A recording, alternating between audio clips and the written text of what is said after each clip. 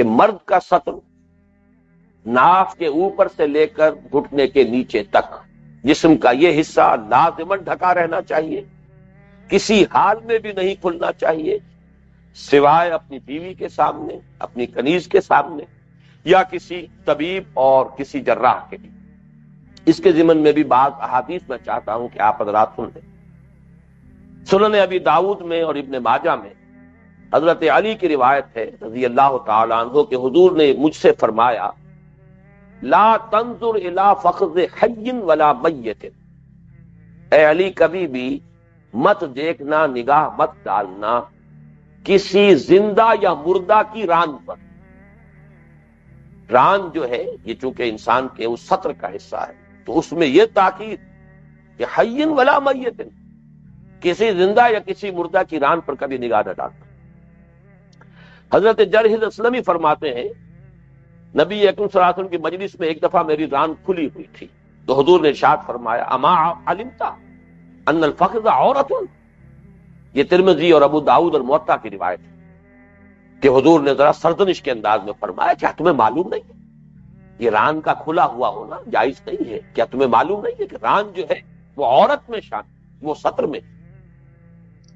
حضرت علی کی ایک اور روایت ہے سنن ابی داؤد سے اور سنن ابن ماجہ سے، حضرت علی فرماتے ہیں کہ حضور نے ارشاد فرمایا لا تبرز او لا تکشف فخذک، علی کبھی بھی مت کھولنا اپنی ران کو، یعنی یہ عام حالات میں، جیسا کہ میں نے عرض کیا ہے سطر کا معاملہ مستثنا کون ہوگی؟ بیوی ہے، کنیز ہے، یا کسی وقت ضرورت کے وقت طبیب اور وہ جراح جو ہے اس کا معاملہ ہے، باقی یہ کہ کبھی اپنی ران کو مت کھول۔ حضور کا ایک اور ارشاد ہے احفظ عورتک الا من زوجتک وما ملکت یمینک، جس کی وضاحت میں کر رہا ہوں کہ یہ دو استثناءات ہیں، اپنی بیوی یا ملک یمین، اس کے علاوہ اپنے سطر کو کھولنے کی اجازت نہیں۔ سائل نے پوچھا اور جب ہم تنہائی میں ہو تو آپ نے فرمایا فاللہ تبارک و تعالی احق ان یستحیا منہ، اللہ تبارک و تعالی زیادہ حقدار ہے کہ تم اس سے حیا کرو۔ علیحدگی میں تنہائی میں بھی بالکل عریاں ہو جانا، اپنے سطر کو کھول دینا، یہ پسندیدہ ہے۔ یہ ساری چیزیں جیسا کہ میں عرض کر رہا ہوں کس لیے؟ یہ ایک خاص ذہنیت، ایک خاص مزاج، ایک خاص انداز ہے انسان کے سوچنے کا جو اس سے وجود میں آتا، اور اس سے در حقیقت دور دور تک وہ سد باب ہوتا ہے جنسی انارکی کا، جنسی بہراروی کا، شرم اور حیا کے یہ تصورات جو ہیں، والحیاء من الایمان شعبۃ من الایمان، اس پر کس قدر تاکید ہے جو کی گئی۔ اچھا، عورت کا سطر جو مرد کے لیے ہے وہ کیا ہے؟ اس کو بھی دو حدیثوں کے حوالے سے آپ سن لیجیے۔ ایک حدیث تو حضرت عائشہ کی دوپٹے کے بارے میں پہلے آ چکی ہے، لیکن یہ پہلے سطر کی بات سن لیجیے۔ حضرت عائشہ کی روایت ہے کہ ان کی بہن حضرت اسماء بنت ابی بکر رضی اللہ تعالی عنہما رسول اللہ صلی اللہ علیہ وسلم کے سامنے آئیں اور وہ باریک کپڑے پہنے ہوئی تھیں۔ حضور نے فوراً منہ پھیر دیا اور فرمایا یا اسماء ان المرأة اذا بلغت المحیض لم یصلح لها ان یرى منها الا هذا وهذا واشار الى وجهه وکفیه، یہ بھی سنن ابی داؤد کی روایت ہے۔ اے اسماء، دیکھو جب عورت یعنی جب جوان ہو جائے، جب اسے حیض آنا شروع ہو جائے، اس کے بعد جائز نہیں ہے کہ اس کے جسم کا کوئی حصہ نظر آئے سوائے آپ نے اشارہ کیا اپنے چہرے کی طرف اور اپنے دونوں ہاتھوں، بس یہ پیروں کا ذکر اس وقت نہیں ہوا ہے، لیکن یہ کہ وہ بھی بہرحال سطر سے باہر، چہرے کی ٹکیا اور یہ کلائی سے نیچے کا ہاتھ اور ٹخنے کے نیچے سے پاؤں، یہ تین اجزاء ہے جسم کے عورت، جو عورت کا سطر ہے مرد کے، وہ بیٹا ہو، وہ بھائی ہو، وہ باپ ہو، وہ چچا ہو، وہ دادا ہو، وہ نانا ہو، کسے باشد محرم، وہ پوری فہرست بعد میں آ جائے۔ ایک اور روایت ہے حضرت عائشہ سے کہ ان کے ہاں ان کے اخیافی بھائی عبداللہ ابن طفیل کی صاحبزادی آئی ہوئی تھی، رسول اللہ صلی اللہ علیہ وسلم گھر میں تشریف لائے تو انہیں دیکھ کر منہ پھیر لیا۔ حضرت عائشہ نے عرض کیا یا رسول اللہ، یہ میری بھتیجی ہے، یعنی اس سے آپ کا حجاب نہیں ہے۔ آپ نے فرمایا اذا عرقت المرأة لم يحل لها ان تظهر الا وجهها والا ما دون هذا وقبض على ذراع نفسه وترك بين قبضتين، وہی مضمون ہے بین الکف مثل قبضته آخر، کہ حضور نے وہی بات فرمائی کہ جب کوئی لڑکی جوان ہو جائے تو پھر اس کے بعد اس کے جسم کے ان تین حصوں کے سوا کوئی اور حصہ نظر نہیں آنا چاہیے۔ یہ ہے سطر کا تصور، لیکن اس پر ایک اضافہ ہے۔ اب ظاہر بات ہے کہ ایک عورت نے کرتا پہنا ہوا ہے، ظاہر بات ہے جسم ڈھک گیا، شلوار پہنی ہوئی ہے، باقی جسم بھی ڈھکا ہوا ہے، لیکن یہ کہ ابھی اس کے نسوانی حسن کا ایک اہم حصہ ہے اور وہ اس کا سینہ ہے، اس کے لیے اضافی ہے حکم جو دیا گیا دوپٹے کا۔ چنانچہ جو ہم یہ آیت پڑھ رہے تھے اس میں جو فرمایا وَلْيَضْرِبْنَ بِخُمُرِهِنَّ عَلَى جُيُوبِهِنَّ، چاہیے کہ وہ اپنے گریبانوں پر اپنی اوڑھنیوں کے بکل مار دیا۔ گویا کہ اسلامی معاشرت میں عورت کے لباس کا کرتے یا قمیص اور شلوار کے علاوہ ایک تیسرا لازمی جز جو ہے وہ دوپٹہ۔ اس دوپٹے کے بارے میں ایک حدیث میں پہلے آپ کو سنا چکا ہوں، پھر دوبارہ سنا رہا ہوں۔ حضرت عائشہ فرماتی ہے کہ جب سورہ نور نازل ہوئی تو رسول اللہ صلی اللہ علیہ وسلم سے اس کو سن کر لوگ اپنے گھروں کی طرف پلٹے اور جا کر انہوں نے اپنی بیویوں، بیٹیوں، بہنوں کو اس کی آیات سنائی۔ انصار کی عورتوں میں سے کوئی ایسی نہ تھی جو آیت وَلْيَضْرِبْنَ بِخُمُرِهِنَّ عَلَى جُيُوبِهِنَّ کے الفاظ سن کر اپنی جگہ بیٹھی رہ گئی ہو۔ ہر ایک اٹھی اور کسی نے اپنا کمر پٹا کھول کر، کسی نے چادر اٹھا کر فوراً اس کا دوپٹہ بنایا اور اوڑھ۔ ایک تو اس حدیث سے یہ ہمارے سامنے نقشہ آتا ہے کہ صحابہ کرام میں تعمیل کا جذبہ کتنا، صحابہ میں بھی صحابیات میں حکم آ گیا، بس اب اس کے بعد کوئی چون چرا، کوئی سوال، کوئی جرح، کچھ نہیں، حکم آ گیا۔ تو جیسا کہ میں نے آپ کو بتایا تھا ان کا ایک رواج تھا کہ قبر پر باندھے رکھتی تھی کوئی کپڑا تاکہ قبر کسی رہے گھر کے کام کاج میں، چونکہ عام طور پہ کپڑے ڈھیلے ہوتے تھے، کرتا پہنا ہوا ہے ڈھیلا ہے تو وہ رکاوٹ نہ بنے، تو قبر پٹا ان کا جو ہے لباس کا، ان کا جو معمول تھا، جو ان کا رواج تھا اس میں شامل۔ کسی نے اپنا وہ قبر پٹا کھولا اور اسے دوپٹہ بنا کر اوڑھ لیا، کسی نے چادر لی اور اس سے اپنا دوپٹہ بنایا۔ چادر بڑی ہوتی تھی، چادر تو جلباب ہے جس کو پہن کر باہر نکلنا۔ اب اگر کوئی اور نہیں تھا تو اس نے اپنی چادر کو پھاڑا اور اس میں سے دوپٹہ بنایا۔ دوپٹہ چھوٹی شے ہوتی ہے، چادر کی طرح پورے جسم کو لپیٹنا مقصود نہیں ہے، سر پر اور اس طرح آئے کہ گردن اور گریبان اور یہ کہ سینے کے اوپر اس کا ایک بکل لگا ہوا ہو۔ تو یہ جو ہم نے اپنی آنکھوں سے دیکھا ہے اپنے بچپن میں، بچیوں کو، چھوٹی بچیوں کو بھی بڑی بوڑھی خواتین جو ہے وہ ڈانٹتی رہتی، دوپٹہ ٹھیک کرا لو، سر پر صحیح رکھو، اس کا بکل صحیح طور پر مارو۔ یہ ہماری وہ تہذیب تھی، ہمارا تمدن تھا، اس کی یہ بنیادیں ہیں۔ ایسے نہیں ہے کہ وہ محض رواج کے طور پر یہ چیزیں وجود میں آ گئی، بلکہ یہ تعامل ہے تواتر کے ساتھ، جو چیزیں جن کی بنا پر ہماری تہذیب نے خاص رخ اختیار کیا ان میں چیزیں شامل۔ اس سے بھی اہم بات ہے ایک اور حدیث میں جو سنن ابی داؤد کی ہے، حضرت دحیہ کلبی کہتے ہیں رضی اللہ تعالی عنہ، یہ وہ صحابی ہیں کہ جو بہت ہی خوبصورت تھے اور انہی کی شکل میں، بالعموم انہی کی صورت میں حضرت جبرائیل جب بھی انسانی شکل میں آتے تھے حضور کی خدمت میں تو حضرت دحیہ کلبی کی شکل میں آتے۔ وہ فرماتے ہیں کہ نبی صلی اللہ علیہ وسلم کے پاس مصر کی بنی ہوئی باریک ململ کی کوئی کپڑا آیا، آپ نے اس میں سے ایک ٹکڑا مجھے دیا اور فرمایا ایک حصہ پھاڑ کر اپنا کرتا بنا لو اور ایک حصہ اپنی بیوی کو دوپٹہ بنانے کے لیے دے دو، مگر ان سے کہہ دینا کہ تجعل تحتہ ثوبا لا یصفها، اس کے نیچے ایک اور کپڑا لگا لے تاکہ ان کے جسم کی ساخت اندر سے جھانکے نہیں۔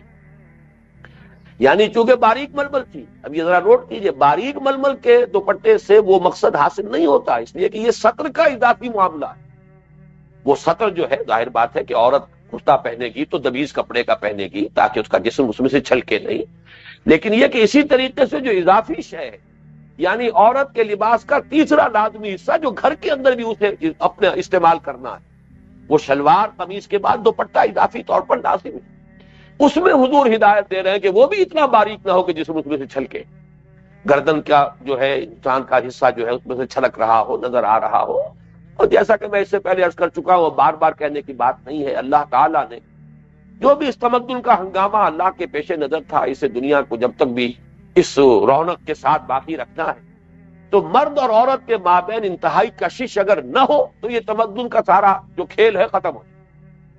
کون شادیاں کرے، کون گرہستی کے بوجھ اٹھائے، کون اولاد کی پرورش کی ذمہ داریاں اپنے سر پر لے، یہ شدید جو ہے ایک کشش ہے ایک دوسرے کے لیے، اور جہاں یہ شدت جو ہے یہاں اس کام کے لیے ضروری ہے اتنی ہی اس کے اندر خطرے کا اور سرخ بتی کا معاملہ موجود ہے کہ وہ اگر ایک خاص رخ سے ذرا ہٹ کر وہ کشش جو ہے وہ اگر بروئے کار آ جائے گی تو انارکی ہو جائے گی، جنسی طور پر وہاں پہ بالکل جو نظم جو ہے ٹوٹ کر رہ جائے گا، خاندان کا ادارہ جو ہے وہ متزلزل ہو جائے گا، غیر مستحکم ہو جائے گا، پورا معاشرہ جو ہے ڈیسٹیبلائز ہو جائے گا۔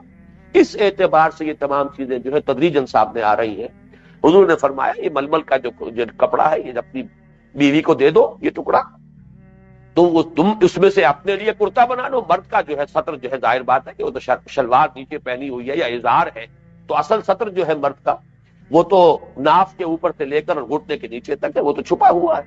تو کرتا اگر باریک مرد پہن لے کوئی حرج نہیں، لیکن عورت کو کرتا بھی دبیز پہننا ہے، اس لیے کہ ایک اور حدیث میں آیا ہے کہ حضور نے لعنت فرمائی، لانا القاسیات العاریات، جو کپڑے پہن کر بھی ننگی رہتی ہیں، یعنی اگر کپڑے ان کے اتنے باریک ہیں اس میں سے جسم چھلک رہا ہے تو وہ در حقیقت کپڑے نہیں پہنے ہوئے انہوں نے، بلکہ وہ تو القاسیات العاریات ہیں، کپڑے پہن کر بھی ننگی رہنے والی ہے۔ لیکن اس وقت جو میں خاص طور پہ آپ کو توجہ دلا رہا ہوں وہ یہ کہ نہ صرف کرتے کے لیے بلکہ اس دوپٹے کے لیے بھی آپ نے فرمایا کہ یہ چونکہ باریک ململ کا ہے کپڑا، تو اپنی بیوی سے کہہ دینا اس سے کا دوپٹہ بنائیں، لیکن اس کے نیچے کوئی کپڑا استر لگا لیں، تاکہ یہ کہ لا یصفھا، تاکہ یہ کہ اس میں سے اس کے جسم کا جو بھی نشیب و فراز ہے، جو بھی محاسن ہے وہ ظاہر ہو۔ یہ معاملہ ہوا عورت کے لباس کی اضافی شے یعنی دوپٹہ، اور دوپٹے کے بارے میں یہ ہدایت کہ وہ بھی باریک نہ ہو۔ اب آگے چلیے اس طویل آیت میں جو میں نے پچھلے نشست میں پڑھی تھی اور اب دوبارہ پڑھوں گا، اس میں پردے کے تکمیلی حکم جو ہے وہ دے دیے گئے، اس لیے کہ یہ آیت اس سے پہلے آ چکی ہے سورہ احزاب میں کہ کن کن مردوں کا گھر میں آنا جانا جو ہے جب حضرت حضور کے ازواج مطہرات کے بارے میں فرمایا گیا تو کوئی نہیں، باپ ان کے آ جائیں، بھائی آ جائیں، وہ سارے جو بھی فہرست وہاں آئی تھی وہ مختصر تھی۔ یہاں پر اب وہ محرموں کی فہرست مکمل دی گئی ہے۔ اس میں سب سے پہلے توجہ دلاؤں گا، اگر اس سے باہر بھی کوئی محرم ہے تو پھر یہ کہ یہ فہرست جو ہے یہ پھر ہمیں سوچنا پڑے گا کہ اللہ تعالیٰ نے پھر یہ کاہے کو اتنی جو ہے ایکسرسائز ان فیوٹیلٹی کا لفظ استعمال کرنے پر مجبور ہوں کہ یہ اتنی فہرست کیوں دی۔ معلوم ہوا کہ یہ فہرست جو ہے حتمی ہے اور یقینی ہے، اس سے باہر لازماً وہ نامحرم شمار۔ کہیں کہیں معاملہ آئے گا وہ میں بعد میں تفصیل سے کر دوں گا، لیکن سب سے پہلے یہ جو میں نے آیت پڑھی تھی پھر ہو رہی ہے، وَلَا يُبْدِينَ زِينَتَهُنَّ إِلَّا لِبُعُولَتِهِنَّ أَوْ آبَائِهِنَّ أَوْ آبَاءِ بُعُولَتِهِنَّ أَوْ أَبْنَائِهِنَّ أَوْ أَبْنَاءِ بُعُولَتِهِنَّ أَوْ إِخْوَانِهِنَّ أَوْ بَنِي إِخْوَانِهِنَّ أَوْ بَنِي أَخَوَاتِهِنَّ أَوْ نِسَائِهِنَّ أَوْ مَا مَلَكَتْ أَيْمَانُهُنَّ أَوِ التَّابِعِينَ غَيْرِ أُولِي الْإِرْبَةِ مِنَ الرِّجَالِ أَوِ الطِّفْلِ الَّذِينَ لَمْ يَظْهَرُوا عَلَى عَوْرَاتِ النِّسَاءِ۔ یہ اتنی طویل آیت، اتنی گردان ان رشتوں کی دینے کی ضرورت کیا؟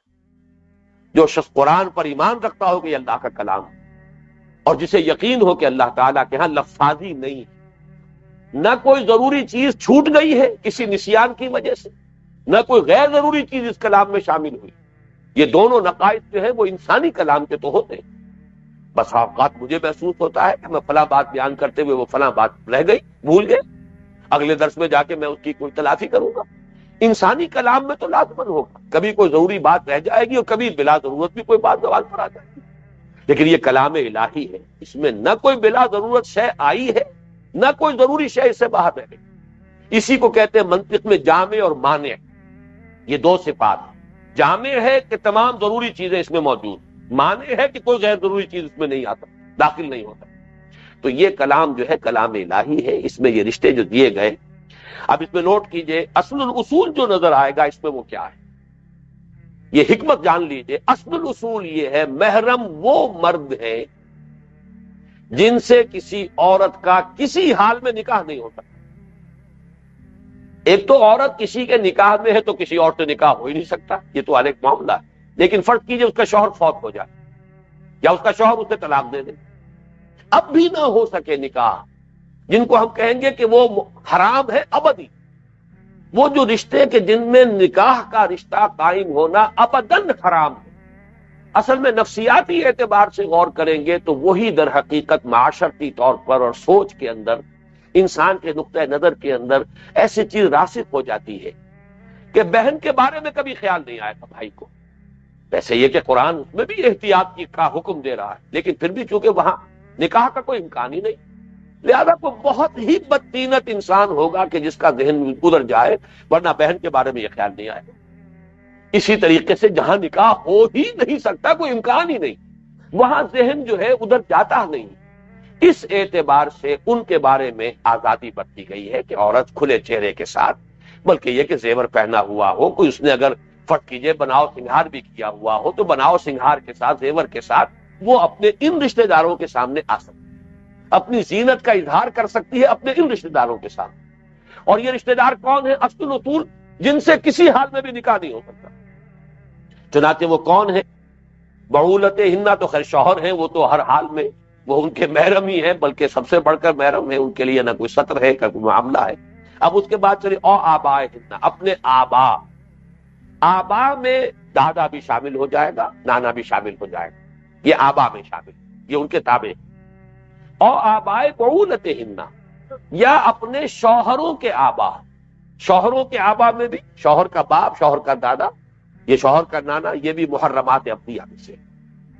او ابنائے ہننا، یا اپنے بیٹے، اور اپنے بیٹوں میں اپنے بیٹے، اپنے پوتے، یہ سب کے سب جو بھی ایک لائن ہے وہ ابنا کے حکم میں آئے.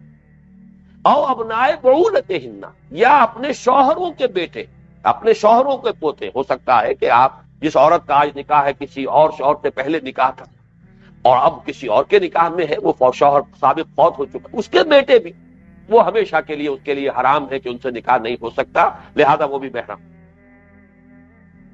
او اخوان ہننا، یا اپنے بھائی. اب نوٹ کیجئے، شوہر کے بھائی نہیں، اپنے بھائی.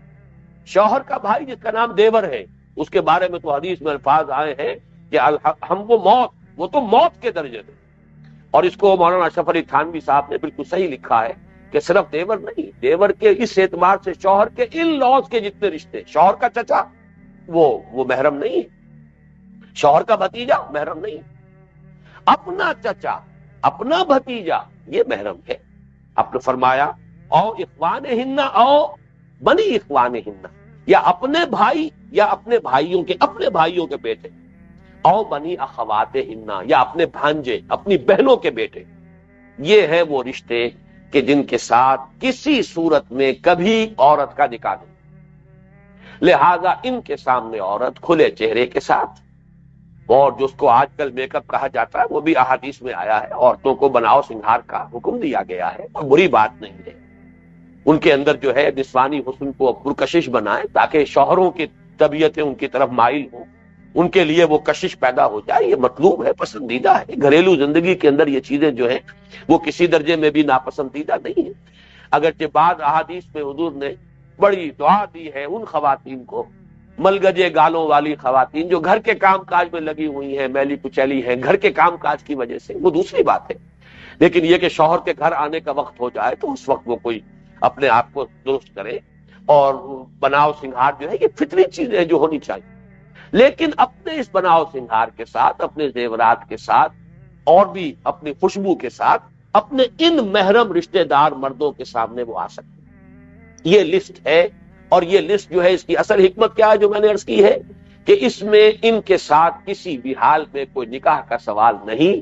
چاہے وہ شوہر جس کے نکاح میں وہ آج عورت ہے وہ فوت ہو جائے یا طلاق دے دے، تب بھی ان سے رشتے جو ہے وہ نہیں ہو سکتے، مناکحت کا کوئی امکان.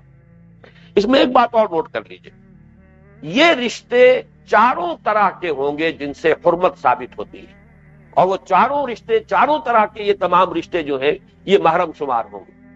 حقیقی یعنی ماں باپ دونوں کی طرف سے، بھائی ہے یا اس کے بھائی کے بیٹے ہیں، بہن ہے بہن کے بیٹے ہیں، یا اخیافی یا اللاتی. اللاتی وہ کہلاتے ہیں کہ باپ ایک ہے مائیں دو ہیں، لیکن یہ رشتہ بھی اس اعتبار سے بالکل وہ حقیقی رشتے کے حکم میں ہے، بلکہ عرب میں تو اللاتی کو تو حقیقی ہی مانتے ہیں. اخیافی وہ ہے کہ جو ماں ایک ہے باپ دو ہے، باپ علیحدہ، وہ بھی انہی کے ذیل میں آئیں گے. اور چوتھا رضاعی، جن کا دودھ پیا ہے کسی خاتون کا، اس کے حوالے سے بھی رشتے قائم ہو جائیں. جس عورت کا دودھ پیا ہے کسی عورت نے، اس عورت کا شوہر بھی در حقیقت وہ باپ کے حکم میں آ گیا، آبائے ہندا کے حکم میں آ گیا. اس عورت کا بیٹا جو ہے وہ بھی در حقیقت اپنے بھائی کے درجے میں آ گیا، وہ ان کے اخوان ہندا کے درجے میں آ گیا. تو حقیقی ہو، اللتی ہو، اخیافی ہو، رضائی ہو، چاروں حوالوں سے ان رشتوں کی فہرست یہ ہے محرم، اور یہ محرم وہ ہے کہ جن سے کسی صورت میں بھی نکاح کا کوئی سوال نہیں۔ لیکن اب اس سے بھی زیادہ اہم حصہ سامنے آ رہا ہے کہ وہاں تیاری کر کے آیا ہوا ہوں، لیکن یہ کاغذات وغیرہ جو ہے آگے پیچھے ہو کر گڑبڑ کر رہے ہیں میرے لیے۔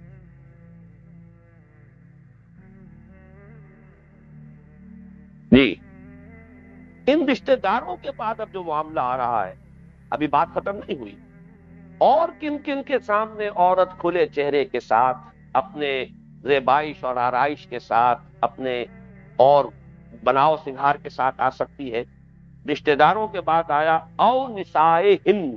نسائہن سے مراد کیا ہے؟ عورتیں، عورتیں بھی اپنی عورت، یہ سمجھیے کہ تاکید کی انتہا ہو رہی ہے، غیر عورتیں بھی نہیں، غیر عورتوں کے ساتھ خلا ملا اور بہت ان کے ساتھ اختلاط اور بے تکلفی بھی فتنے پیدا کرنے والی ہے۔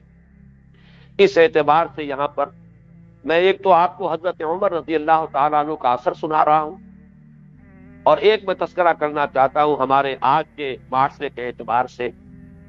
حضرت عمر نے حضرت ابو عبیدہ الجراح رضی اللہ تعالیٰ عنہما انہیں خط لکھا، کیونکہ وہ شام میں کمانڈر وہ تھے، وہاں پر جو بھی فتوحات ہو رہی تھی وہیں پر حضرت ابو عبیدہ حضرت خالد جراح رضی اللہ تعالیٰ عنہ کو جب معزول کیا گیا، اس کے بعد وہی کمانڈر تھے، وہی وہاں کے گویا کے حاکم۔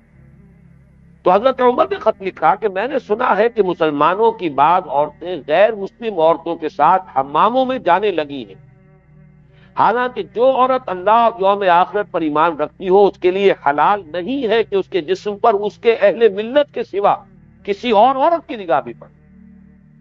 اہل ملت نسائہن، مسلمان عورتیں، بلکہ اس میں بعض حضرات تو مسلمان بھی سب نہیں، جان پہچان کی عورتیں جن کے بارے میں معلومات حاصل، وہ عورتیں، ورنہ مسلمان عورتیں جو ہیں وہ بھی نہ معلوم کس کس طرح کے جو ہے پیام رسانیاں کر سکتی ہیں اور فتنے اٹھا سکتی ہیں، لہذا وہاں تک بھی بات پہنچی ہے۔ لیکن یہاں اس حضرت عمر کا خط جو ہے اس میں اسی کا تذکرہ ہے۔ یہ خط جب حضرت ابو عبیدہ رضی اللہ تعالیٰ عنہ کو ملا تو وہ ایک دم گھبرا کر کھڑے ہو گئے اور کہنے لگے، خدایا جو مسلمان عورت محض گوری ہونے کے لیے ان حماموں میں جائے اس کا منہ آخرت میں کالا ہو۔ یہ بیہقی میں بھی ہے روایت موجود، ابن جریر میں بھی، ابن کثیر میں بھی۔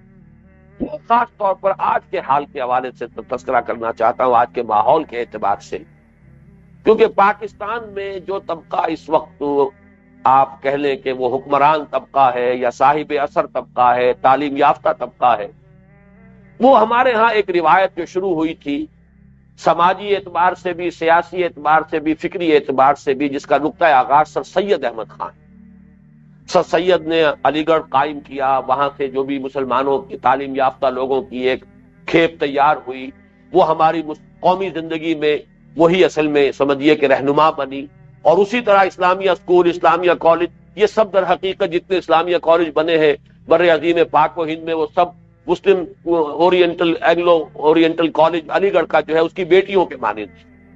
تو سر سید کا جو حال تھا، جس کو کہ یہاں پر کوٹ کیا جاتا ہے، سر سید پھر علامہ اقبال، لیکن ان دونوں کا حال یہ کہ یہ پردے کے معاملے میں انتہائی سخت، اور سر سید کا یہ واقعہ بڑا ہی ہمارے لیے سبق آموز ہے کہ اس وقت جب کہ انگریزی دور، اور ابھی انگریز آیا تھا نیا نیا، اور اس کی حکومت کا دبدبہ اور اس کی سطوت، گورنر جو تھا یو پی کا، اس نے سر سید احمد خان کو پیغام بھیجا کہ میرے گھر کی خواتین آپ کے خواتین سے ملنا چاہتے۔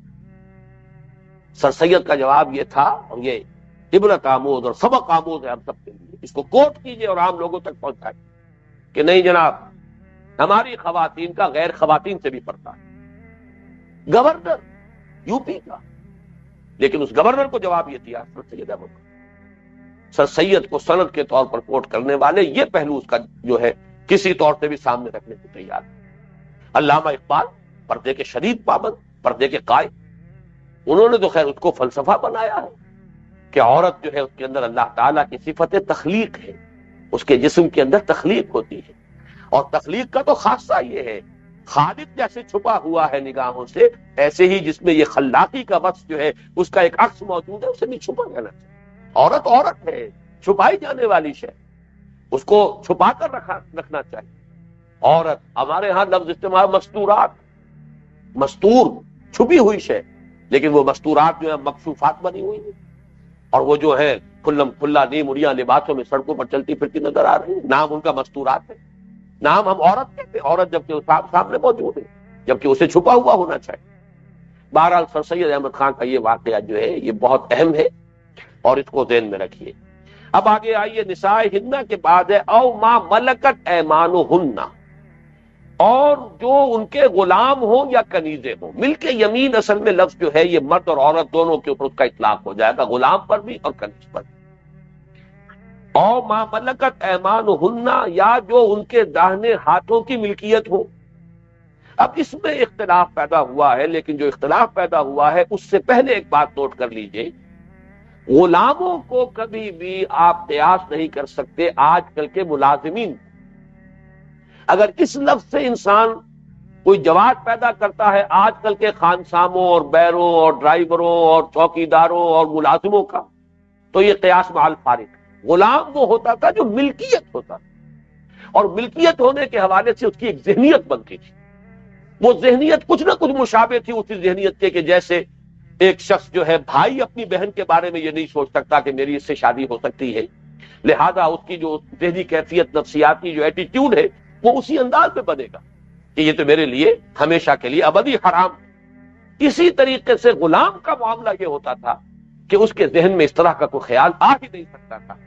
لیکن آج کا جو ملازم ہے، وہ خانسامہ ہو آپ کا، وہ آپ کا بہرا ہو، وہ آپ کا شوفر ہو، وہ آپ کا چوکیدار ہو، کوئی ہو، وہ تو ملازم ہے. سیاسی سٹیٹس اس کا اور آپ کا برابر ہے، ایک ووٹ آپ کا، ایک ووٹ اس کا. آپ کی ملازمت سے فارغ ہو گیا تو برابر کا شہری ہے، برابر کی اس کی عزت نفس ہے، برابر کی حیثیت ہے. سٹیٹس میں آپ کے اس کے درمیان کوئی فرق نہیں. یہ سارا فرق جو ہے یہ انتظامی ہے، اس وقت تک کے لیے ہے جب تک وہ آپ کی ملازمت ہے. کل وہ آپ کی ملازمت کو جو ہے ٹھوکر مارے اور جائے، برابر کا آپ کا حقدار ہے، برابر کا سٹیٹس ہے. اس لیے آج کل کے جو ہے ملازمین، ان کے بارے میں او ما ملکت ایمانہن سے کوئی سند لینا، جواز لینا، یہ تو گویا کہ سوائے اس کے کہ ذہنیت بگڑی ہوئی ہو، نیت میں فطور ہو، اس کا کوئی جواز نہیں. البتہ مل کے یمین کے بارے میں بھی ایک اختلاف ہے، وہ اختلاف اب نوٹ کر لیجیے. ایک رائے یہ ہے کہ اس سے مراد صرف لونڈیاں، اور بڑی پختہ دلیل ہے، وہ دلیل جو ہے امام ابو حنیفہ نے دی ہے، کیونکہ یہ رائے جو ہے حضرت عبداللہ ابن مسعود کی ہے رضی اللہ تعالی عنہ، وہ بھی فقہائے صحابہ میں بڑی چوٹی کا ان کا مقام ہے. پھر امام ابو حنیفہ، وہ تو یوں سمجھیے کہ فقہ کے چاروں اماموں میں میرے نزدیک امام اعظم ہے، اس میں کوئی شک نہیں. جس قدر اللہ تعالیٰ نے ایکیوٹ سینس دیا تھا انہیں قانون کا اور فلسفہ قانون کا، وہ میرے نزدیک اور کسی کے پاس نہیں، بلکہ دنیا میں کہیں اور نہیں ہو اس درجے بصیرت. ان کی رائے تو یہ ہے کہ یہاں او ما ملکت ایمانہن سے مراد صرف کنیزیں ہیں، چونکہ نساء ہن آیا تھا. نساء ہن میں چونکہ مسلمان عورتیں ہو گئی، لیکن کنیزیں ہو سکتی ہیں غیر مسلم بھی ہو. نساء ہن سے تو غیر مسلم عورتیں بھی نامحرم ہو گئی. کنیز ہو سکتا ہے کوئی یہودی کنیز ہو، کوئی عیسائی کنیز ہو، کوئی اور کنیز ہو، کوئی مجوسی کنیز ہو. تو کنیزوں کا جو کہ چاہے غیر مسلم ہو، ان کا جواب یہاں پیدا کیا گیا او ما ملکت ایمانہن، جو ان کی ملک یمین ہو. گویا کہ نساء ہن سے اضافہ کیا گیا کہ نساء ہن میں چونکہ اطلاق صرف مسلمان عورتوں پر ہو رہا ہے، ان کی عورتیں وہ محرم ہیں، مسلمانوں کی عورتیں یا جان پہچان کی عورتیں. اس پر ایک مستضاد کیا جا رہا ہے کہ کنیز اگر ان کی ہے تو چاہے غیر مسلم ہے، چاہے اجنبیہ ہے، وہ بھی محرم میں آ جائے. لیکن بہرحال دوسری رائے بھی ہے، اور دوسری رائے اس میں حضرت عائشہ کی رائے بھی ہے، حضرت ام سلمہ کی ہے. یہ دونوں ازواج النبی ہیں رضی اللہ تعالی عنہما. پھر بعض ائمہ اہل بیت کی رائے ہے، اور امام شافعی کی رائے. وہ رائے یہ ہے کہ غلام بھی اس میں شامل ہے، ملک یمین میں مرد غلام بھی شامل ہے. اس کے سامنے بھی عورت کھلے چہرے کے ساتھ، اور وہ بھی جو بھی اپنی زینت ہے اس کے ساتھ آ سکتی. اس کے لیے دو ان کے پاس حضور صلی اللہ علیہ وسلم کے واقعات ہیں، ان سے سند موجود. ایک واقعہ یہ ہے کہ حضور صلی اللہ علیہ وسلم ایک غلام عبداللہ ابن مسعود الفرازی کو لے کر، فزاری کو لے کر آئے حضرت فاطمہ کے رضی اللہ تعالی عنہ. وہ اس وقت ایک ایسی چادر اوڑھے ہوئی تھی جس سے سر ڈھانکتی تھی تو پاؤں کھل جاتے تھے، اور پاؤں ڈھانکتی تھی تو سر کھل جاتا تھا۔ نبی صلی اللہ علیہ وسلم نے ان کی گھبراہٹ دیکھ کر فرمایا، چونکہ غلام ساتھ آیا تھا حضور کے، تو انہوں نے فوراً کہا کہ وہ تو نامحرم ہے، فوراً اپنی چادر جو ہے جلباب، وہ جلباب لے لے، اور جلباب وہ اتنی چھوٹی تھی کہ اس سے سر اور پیر بیک وقت ڈھانپنا ممکن نہیں ہو رہا تھا۔ تو دیکھا حضور نے فاطمہ کو رضی اللہ تعالی عنہا کہ بڑی پریشان ہے، تو آپ نے فرمایا لیسا علیہ کے باس ہو انما ہوا ابو کے و غلاموں کے، اے فاطمہ گھبراؤ نہیں، تمہارے اوپر کوئی حرج نہیں کی بات نہیں ہے، اتنی پریشان نہ ہو، اس وقت جو آئے ہیں تمہارے ہاں سوائے تمہارے والد کے اور تمہارے غلام کے اور کوئی نہیں۔ گویا کہ غلام کے بارے میں بھی حضور نے یہاں اس حدیث سے یہ معلوم ہوتا ہے اس واقعے سے کہ کچھ رعایت ہے، لیکن پھر ذہن میں رکھیے غلام کی بات ہو رہی ہے، ملازم کی بات نہیں۔ آج کل کے ملازمین کو غلام پر قیاس کرنا یہ قیاس محال فارغ ہے، یہ سوائے اس کے کہ بدنیتی ہو، اس کے لیے کوئی اور بات میں نہیں کہہ سکتا۔ اسی طرح ایک اور ہے، حضور کا ارشاد ہے، یہ سنن ابی داؤد میں اور جامع ترمذی میں، سنن ابن ماجہ میں ہے، حضرت ام سلمہ رضی اللہ تعالی عنہا سے کہ حضور کا ارشاد ہے اذا کان لاحداکن مکاتب وکان له ما یؤدی فلتحتجب منه، کہ اے مسلمان عورتوں تم میں سے اگر کسی کا کوئی غلام ہو اور وہ غلام وہ ہو جس سے مکاتبت ہو گئی، یعنی معاہدہ ہو گیا ہے کہ تم اتنی رقم دے دو گے تو تم آزاد ہو جاؤ گے، اور اس کے پاس وہ رقم موجود ہو، یعنی یہ اندازہ ہو کہ یہ ممکن ہے اس کے لیے وہ رقم ادا کر کے آزادی حاصل کر لینا، تو اس سے حجاب شروع کر دو فوراً۔ یعنی اس کے دل میں اب خیال آ سکتا ہے کہ کچھ ہی عرصہ رہ گیا ہے، میں اپنی بقیہ رقم بھی ادا کر دوں گا، پھر میں آزاد ہو جاؤں گا تو پھر نکاح بھی کر سکتا ہوں، وہ معاملہ تھا وہ غلامی کا، وہ بیریئر ختم ہو جائے گا، تو اس سے پھر حجاب بھی شروع کر دے، فلتحتجب منہ، تو اس کے لیے لازم ہے کہ اس سے پردہ کرے۔ تو اس سے گویا کہ ایک امکان پیدا ہوا کہ کسی عورت کا ایسا غلام ہے جس سے کوئی مکاتبت نہیں ہوئی، جس کے آزاد ہونے کا کوئی راستہ ابھی پیدا نہیں ہوا، تو اس سے اگر وہ پردہ نہ کرے تو اس حدیث کی روح سے اس کا بھی گنجائش نکلتی ہے۔ تو میں نے دونوں باتیں آپ کے سامنے عرض کر دی ہیں، ایک تو یہ کہ اس میں رائے اور میری رائے کا رجحان غالب جو ہے وہ اس پہلی رائے کی طرف ہے، امام ابو حنیفہ رحمۃ اللہ علیہ کی رائے اور حضرت عبداللہ ابن مسعود رضی اللہ تعالی عنہ کی رائے۔ یہاں مراد غلام مرد نہیں ہے بلکہ صرف غلام کنیزیں ہیں، اور صرف چونکہ ان میں غیر مسلم بھی کوئی ہو سکتی ہے اس لیے اس کا اضافی طور پر ذکر کیا گیا نساء ہن کے بعد ما ملکت ایمانہن۔ لیکن دوسری رائے بھی ہے، اگر یہ کہ کسی کو اس رائے پر زیادہ اعتماد ہو اور زیادہ اس کی موافقت اس کا ذہن محسوس کرے، اس پر عمل کرے، لیکن پھر میں عرض کروں گا کہ غلام کا معاملہ ہے، یہ کسی ملازم کا معاملہ ہے۔ اب آگے چلیے، اب التابعین غیر اولی الاربۃ، یا ایسے تابع لوگ ہوں کہ جنہیں کوئی سرے سے سروکار ہی نہ ہو عورتوں کے ساتھ، اس کے بارے میں مفسرین کے مابین بڑا اختلاف ہے، اس سے مراد کیا ہے۔ ایک رائے یہ ہے کہ کچھ لوگ ایسے بدھو قسم کے ہوتے ہیں، مغفل قسم کے ہوتے ہیں، انہیں کوئی پتہ ہی نہیں، کوئی معاملہ یہ زن و شوق کا معاملہ جو ہے اس کے پتہ ہی نہیں ہے، تو اس قسم کے لوگ ہو سکتے ہیں، اس سے مراد۔ ایک یہ ہے کہ کچھ لوگ ایسے ہوتے ہیں کہ جو اگرچہ غلام تو نہیں لیکن کا خاندانی طور پر کسی خاندان کے تابع چلے آ رہے ہیں، اور ان کے مردوں کے اندر کبھی اس جو اونچا خاندان ہے، بڑا خاندان ہے، اس کی خواتین کے بارے میں کوئی خیال تقریباً آنا محال ہو، اس سے مراد یہ ہے۔ یا کوئی گھروں کے اندر رہتے ہیں اسی طریقے سے لوگ جو ہیں کوئی کسی عذر کی وجہ سے۔ لیکن ایک رائے یہ بھی ہے کہ اس سے مراد جو ہے وہ مخنث قسم کے لوگ کہ جن کے اندر وہ رجولیت نہیں ہے اور جن میں مردانگی نہیں ہے، تو وہ مراد ہے۔ لیکن اس کے ضمن میں چاہتا ہوں کہ ایک واقعہ بھی آپ کو سنا دوں تاکہ اس میں جو کوئی گنجائش نکلتی نظر آئے تو اس میں بھی معلوم ہو جائے کہ اس گنجائش کی بھی ایک حد ہے، اس سے آگے وہ بات نہیں جائے۔ بخاری، مسلم، ابو داؤد، نسائی اور احمد وغیرہ محدثین نے حضرت عائشہ صدیقہ رضی اللہ تعالی عنہ اور حضرت ام سلمہ رضی اللہ تعالی عنہ سے روایت کیا ہے کہ مدینہ طیبہ میں ایک مخنث تھا جسے ازواج مطہرات اور دوسری خواتین غیر اولی الاربہ میں شمار کر کے اپنے ہاں آنے دیتی تھی۔ یہ تو ہے ہی، مطلب یہ کہ اس کا کوئی معاملہ ایسا نہیں ہے، تو آئے جائے کوئی حرج نہیں۔ ایک روز جب نبی صلی اللہ علیہ وسلم ام المومنین حضرت ام سلمہ کے ہاں تشریف لے گئے تو آپ نے اس کو حضرت ام سلمہ کے بھائی عبداللہ ابن ابی امیہ سے باتیں کرتے سن لیا۔ وہ باتیں کیا کر رہا تھا؟ حضرت ام سلمہ کے بھائی سے وہ کہہ رہا تھا کہ کل اگر طائف فتح ہو جائے تو غیلان سقفی کی بیٹی بادیہ کو حاصل کیے بغیر نہ رہنا۔ پھر اس نے بادیہ کے حسن اور اس کے جسم کی تعریف کرنی شروع کی، اور اس درجے اس نے اس کی تعریف بیان کر دی کہ نبی اکرم صلی اللہ علیہ وسلم نے یہ باتیں سنی تو فرمایا خدا کے دشمن تو نے تو اس میں نظریں گاڑ دی گویا کہ.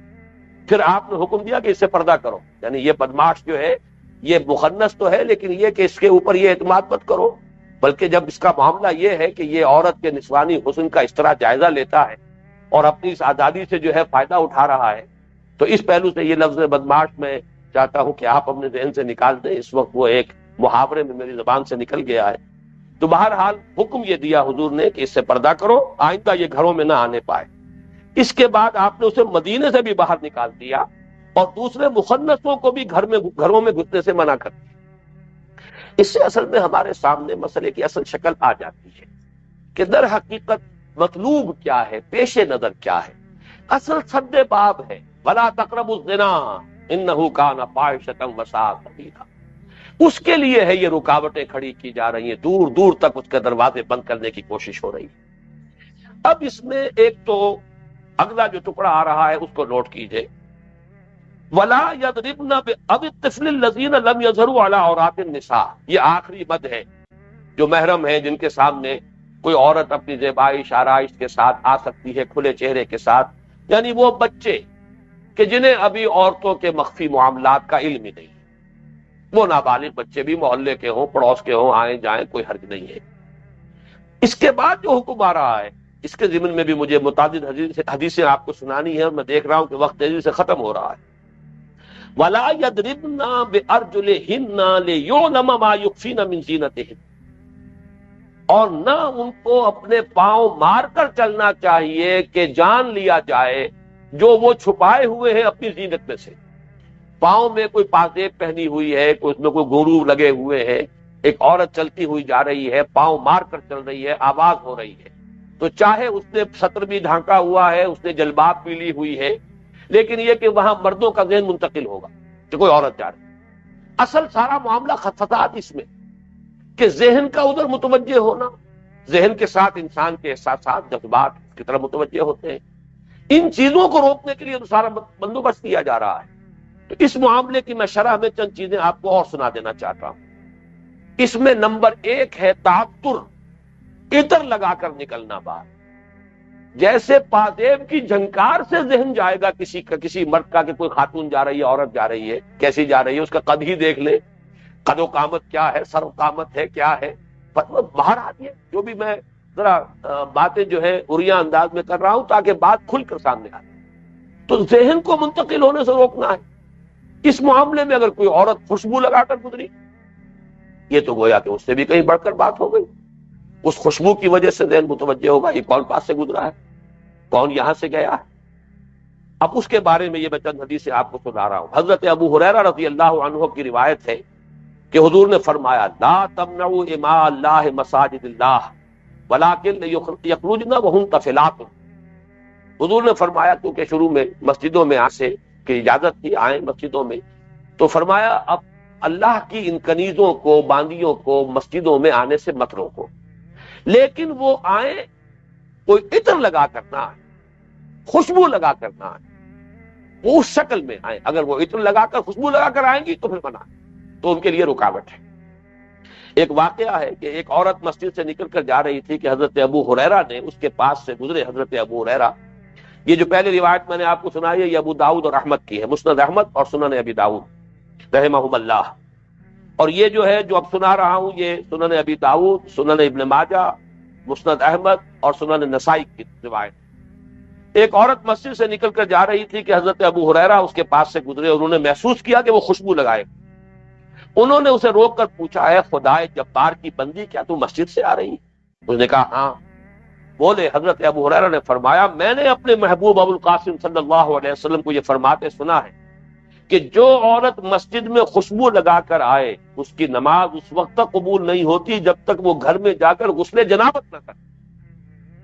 یہ غسل جنابت کا لفظ ہوتی کہ در حقیقت اس میں ایک جنسی جذبے کی گویا کہ بیداری کا معاملہ پیدا ہوتا ہے. تو جیسے کہ مباشرت کے بعد غسل جنابت ہے، ایسے ہی اس قسم کے کسی عمل کے بعد بھی اس عورت پر لازم ہے کوئی جنابت کر، وہ غسل جنابت کر.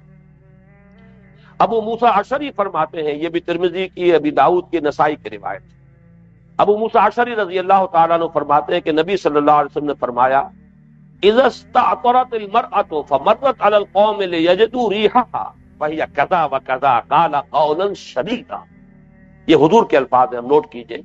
جب کوئی عورت عطر لگاتی ہے اور پھر وہ مردوں کے پاس سے گزرتی ہے کہ لوگ اس کی خوشبو جو ہے وہ پالیں، تو وہ ایسی اور ایسی ہے. اور حضور نے بڑے سخت الفاظ استعمال کیے. اندازہ کیجئے راوی وہ الفاظ نقل نہیں کرنا چاہتا جو حضور نے استعمال کیا. کس قدر سخت وہ الفاظ ہوں گے کہ جو حضور نے ارشاد فرمائے کہ راوی کو حجاب ہو رہا ہے ان الفاظ کے دوران.